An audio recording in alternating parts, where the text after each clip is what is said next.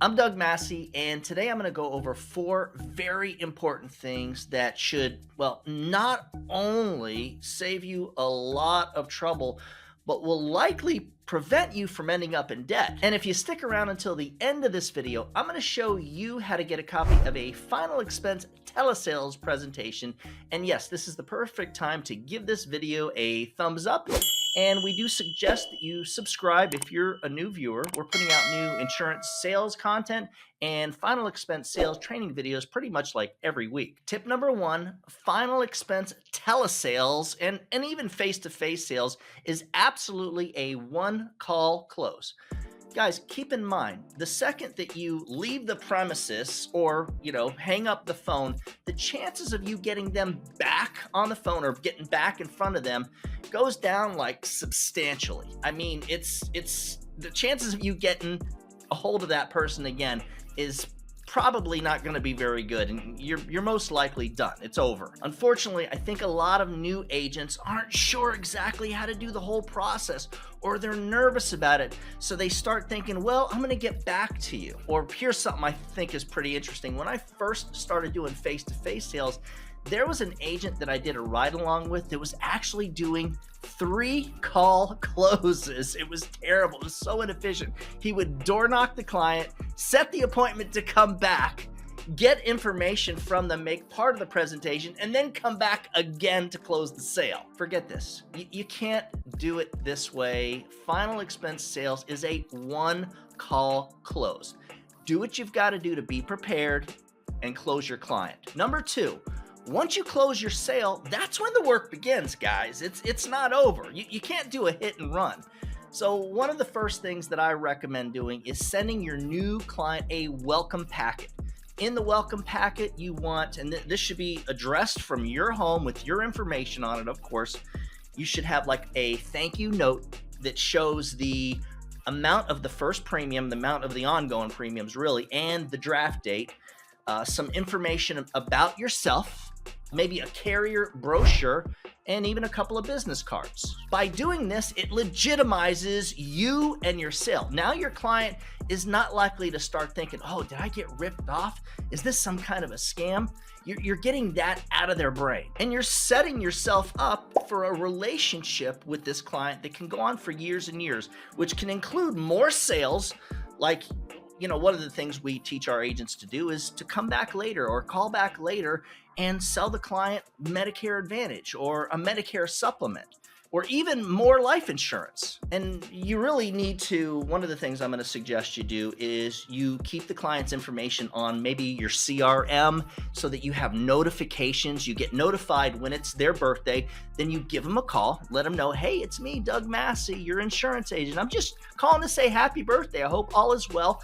Think about it, how that helps to build the relationship. Guys, I hate to say it, a lot of their own children won't even call them for their birthday. And I also think it's important that like every 6 months you make some kind of contact with them. And like through our sales platform, we do a lot of texting. So even like a text, hey, it's me, Doug, your insurance agent. I just wanted to check in and make sure that everything is okay. Do you have any questions about your life insurance policy? I mean, think about it. Stuff like this, little stuff like this is how you're going to keep your clients on the books for years. Number 3, you gotta go all in. Guys, selling final expense on a part-time basis, you're never gonna get through the learning curve. You're never gonna get really good at it. And then when you do make sales, understand there's a certain percentage of these folks that won't take the policy or that'll cancel. So if you're selling part-time, what could actually end up happening is that you feel every cancellation or every policy that's not taken, and it hurts. Like, it hurts a lot. And this is how you end up in debt. I mean, look, this is kind of messed up. I've seen it over and over and over again. That's why we don't work with part-time agents. They sell part-time for a while, and then they decide it's not for them. And then what happens is their clients start to fall off the books. And then it turns into a logistics nightmare. Number 4, master the art of influence and persuasion. Guys, it is super important. I think a big fail is that insurance agents get licensed, they get a little bit of training, and then they start to sell without doing other things that are really important to develop the skill set necessary to sell insurance. This is why I firmly believe that most insurance agents probably shouldn't even be in sales. Read books on, like I said, influencing people, doing one call closes. Even I would even say like NLP, neuro linguistics programming. I studied NLP for years and it really changed my life. It helped me to see things completely different than the way I did see them, which let me just bring this up. The way I used to see things was more of how a consumer views things. Once I started to become a professional salesperson, then I started viewing things. My perspective was of a producer. So instead of consuming, I was producing, and that's where you need to be. You've got to study and work on tonality, how to use your voice to create excitement at the right times. To me, there's just a lot of things you can do. There's all kinds of self-help books that you can do. If you're shy, work on that. If you're like anxious and you get stressed out easily, get into meditation.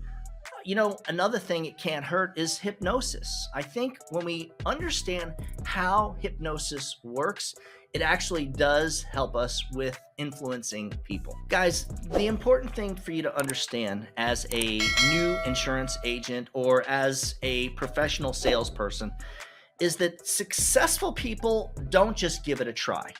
They do everything possible to guarantee their success. They never, ever, ever give up. They put it all on the line. They invest financially what they have to. They put in the hours that they have to. When I first got into life insurance sales, my wife and I were putting in like 15 plus hours a day. But the bottom line, the most important thing is never, ever, ever give up. Every time you fail, learn from it and move on and do it again and do it again over and over and over until you start seeing your success. For a copy of the telesales presentation that I mentioned earlier in the video, just shoot me an email at doug@ufesonline.com.